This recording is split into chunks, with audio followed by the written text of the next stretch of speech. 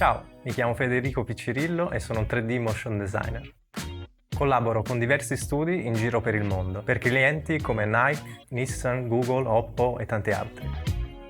Il mio lavoro consiste nel disegnare in 3 dimensioni, cioè sfruttando la profondità dello spazio digitale.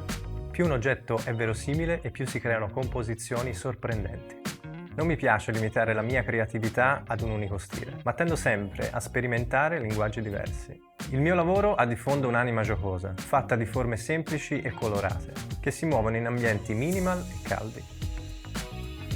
In questo corso di domestica ti mostrerò i trucchi che ho imparato nel corso degli anni nella modellazione e nell'animazione 3D. Per il progetto finale creeremo una GIF animata, in un ambiente ispirato al cosiddetto stile Memphis, cioè con pochi elementi geometrici dai colori accesi.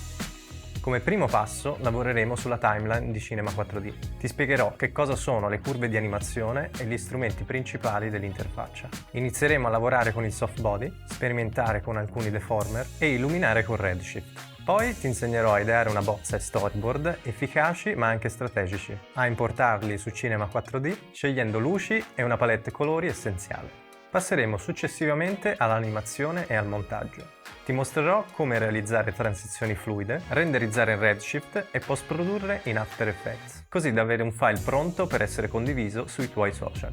Alla fine del corso saprai combinare al meglio i programmi a disposizione, dando vita a un'animazione realistica.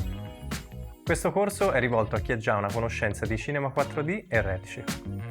Dai forma alla tua immaginazione e gioca con la magia del 3D.